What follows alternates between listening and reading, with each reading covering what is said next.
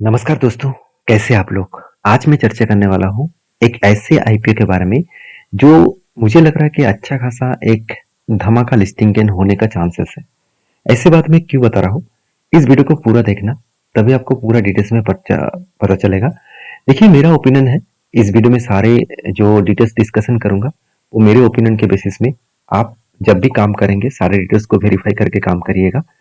तो सबसे पहले देखिए कंपनी का नाम जो है वो है ग्लोबल सिविल प्रोजेक्ट लिमिटेड।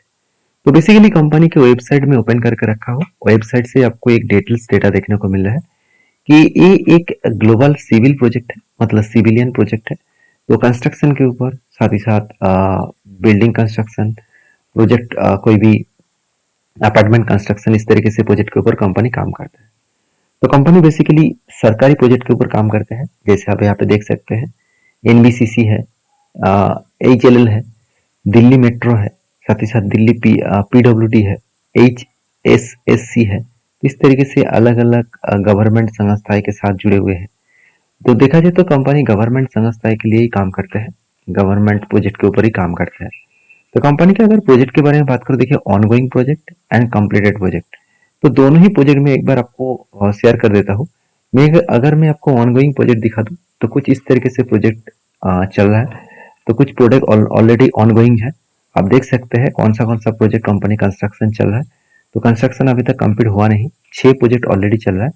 और कंपनी जितने सारे प्रोजेक्ट को कंप्लीट किया है, देखिए रोड से लेकर बिल्डिंग से लेकर अपार्टमेंट से लेकर, तो अलग अलग प्रोजेक्ट कंपनी कंप्लीट कर चुके हैं।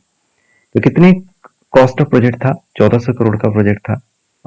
यहाँ पे देखिए 1430 मिलियन करोड़ का प्रोजेक्ट था, सॉरी 30 मिलियन का प्रोजेक्ट था। तो 1813 मिलियन का प्रोजेक्ट था, यहाँ पे 1830 मिलियन का प्रोजेक्ट था। तो मतलब प्रोजेक्ट बड़ी बढ़िया से बढ़िया प्रोजेक्ट कंपनी कर रहा है। तो कंपनी कितना ग्रोथेबल है, चलो वो भी देख लेते हैं। तो सबसे पहले कंपनी की डिटेल्स जानने के लिए कंपनी का अबाउट सेक्शन में मैं जाऊंगा। तो देखिए कंपनी का जो बिजनेस है आप देखेंगे तो कंपनी 2002 से स्टार्ट हुआ। ग्लोबल सिविल प्रोजेक्ट लिमिटेड जो है वो इंटीग्रेटेड इंजीनियरिंग एंड साथ ही साथ प्रोक्यूरमेंट, साथ ही साथ देखा जाए तो कंस्ट्रक्शन के ऊपर कंपनी काम करता है। और इसका हेड ऑफिस है न्यू दिल्ली में। टोटल कंपनी एग्जीक्यूट एग्जीक्यूट कर चुके हैं 11 स्टेट में, ऑल ओवर इंडिया में। जैसे उत्तर प्रदेश हो गया, हरियाणा, दिल्ली हो गया, Maharashtra, Andhra Pradesh, Karnataka, Gujarat, Chhattisgarh, Rajasthan, Uttar Pradesh and Himachal Pradesh, sorry Uttarakhand and Himachal Pradesh. तो इस तरीके से कुछ 11 स्टेट में कंपनी प्रोजेक्ट किया है। तो टोटल कंपनी 37 प्रोजेक्ट को कंप्लीट किया है और 12 प्रोजेक्ट ऑनगोइंग है, जो मैंने आपको दिखाया है। तो टोटल कंपनी का ऑर्डर बुक देखिए 2024 के 31 अगस्त 2024 के डेटा के हिसाब से कंपनी का ऑर्डर बुक हो चुके हैं 8,900 मिलियन टोटल रुपीज का, मतलब अराउंड 892 करोड़ के आसपास। तो बेसिकली कोई छोटा मोटा प्रोजेक्ट कंपनी को नहीं मिला, 14 प्रोजेक्ट ऑनगोइंग कंपनी को मिला है।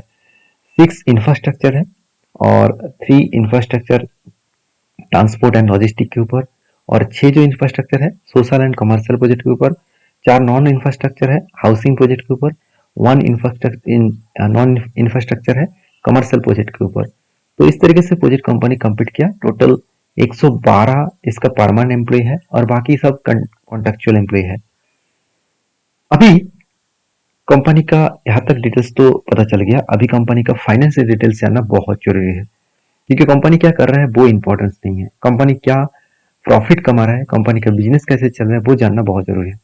जैसे देखिए कंपनी का जो एसेट है वो हर साल यहाँ पे बढ़ता हुआ देखने को मिले, तो ये ग्रोइंग मूड में है।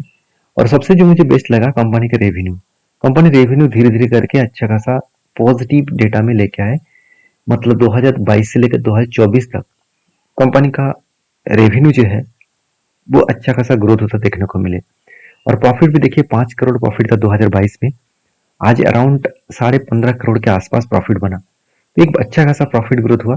और बोरिंग्स के हिसाब से 70 करोड़ कर्जा था, आज 100 मतलब 25 करोड़ के आसपास कर्जा बना। मतलब यहाँ पे कर्जा भी बढ़ चुके हैं, ऑलमोस्ट डबल के आसपास कंपनी का कर्जा बढ़ चुके हैं।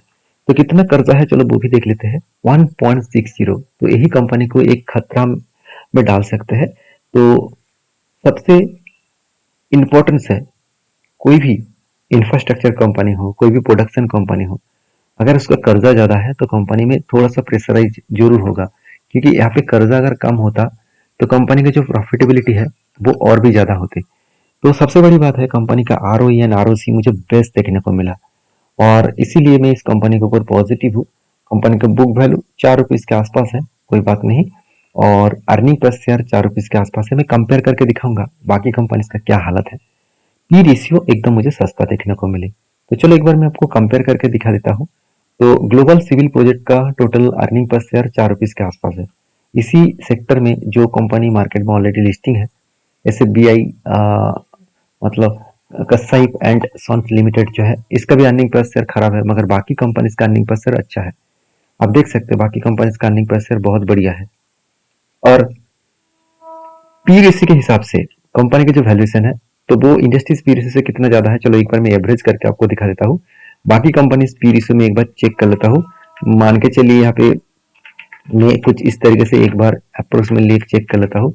डिवाइड कर देता हूँ कितना, 1 2 3 4 5 से 5 से मैं डिवाइड कर दिया तो एवरेज पी रेशियो निकल कर है 19.6 और कंपनी का पी रेशियो कितना है 19.80। इसका मतलब कंपनी का खुद का P ratio and industries P ratio एकदम बराबर है, ठीक ठाक है। तो ठीक जगह पे कंपनी का पी रेशियो देखने को मिला। अर्निंग पर से थोड़ा सा कम है, बाकी पॉइंट्स कंपनी के ऊपर ठीक ठाक देखने को मिल रहा है। तो कंपनी ज़्यादा से ज़्यादा सरकारी प्रोजेक्ट के ऊपर काम कर रहा है और सरकार इस तरीके से प्रोजेक्ट कंटिन्यूसली ओपन करते चले जा रहे हैं और अपकमिंग टाइम्स में और भी बहुत सारा सरकारी प्रोजेक्ट होगा। इसका सीधा सीधा फायदा इस कंपनी को मिलेगा। तो इस कंपनी आईपीओ क्यों लेकर है वो भी देख लीजिए। कंपनी बता रहा है कि फंडिंग वर्किंग कैपिटल रिक्वायर, मतलब कंपनी फंड इशू कर रहा है सिर्फ के सिर्फ वर्किंग कैपिटल, मतलब नया काम करने के लिए जो पैसे की जरूरत है उस पैसे वो मार्केट से उठा रहा है, बैंक से लोन नहीं ले रहा है। तो ये बड़ी बात है क्योंकि इस तरीके से प्रोजेक्ट करने के लिए पैसे की जरूरत पड़ता है। साथ ही साथ कैपिटल एक्सपेंडिचर करने वाले कंपनी कुछ purchases construction equipments and machinery, कुछ मशीनरी एंड इक्विपमेंट्स खरीदने के लिए वो 14 करोड़ यहाँ पे टोटल फंडिंग उठा रहा है। तो कुल मिलाकर कितना फंडिंग उठाया जा रहा है वो चलो वो भी देख लेते हैं। कुल मिलाकर जो फंडिंग उठाया जा रहा है करीबन करीबन 119 करोड़, ज्यादा पैसा नहीं है, 119 करोड़ और पूरा का पूरा फ्रेश इशू है, मतलब सारे पैसा वो बिजनेस के ऊपर ही इन्वेस्ट करेगा। ये सबसे बेस्ट पॉइंट लगा मुझे। तो 10 का फेस वैल्यू के हिसाब से 70 रुपीज के अंदर अंदर इसका प्राइस भी रखा गया है और 211 शेयर आपको एक लॉट में खरीदारी करना होगा। तो इसका ओपनिंग डेट है 24 ऑफ जून और इसका क्लोजिंग डेट है 26 ऑफ जून। तो बेसिकली कंपनी के ऊपर जो डेट मेंशन किया गया है उसी डेट में आपको अगर आईपीओ को आप लेना चाहते हैं तो आप जरूर उस डेट में मेंशन करेंगे, उस डेट में आप इस कंपनी के ऊपर रिसर्च करके काम करिएगा। और इसका लास्ट डेट रहेगा आईपीओ का 26 तारीख और ओपनिंग डेट रहेगा 1 तारीख को, मतलब जुलाई की 1 तारीख को। तो ये कुछ डेट यहाँ पे मेंशन किया गया है और सारे डिटेल्स मैंने आपके साथ मेंशन किया। और इस मेंशन करने के बाद मैं आपको एक चीज बताना भूल गया कि एक लॉट खरीदारी करने के लिए आपको करीबन करीबन 15,000 रुपये के आसपास देना पड़ेगा। ये रिटेल के लिए है, बाकी एच एन कैटेगरीज के लिए है, वो जानने का जरूरत भी नहीं है क्योंकि हम लोगों को खरीदना है कि नहीं है वो ही जानना जरूरी है। तो पूरा डिटेल्स मैंने आपके साथ मेंशन किया। अभी आप मुझे कमेंट्स करके बताइए क्या इस कंपनी के ऊपर आपका क्या डिसीजन है, आप किस तरीके से देख रहे हैं।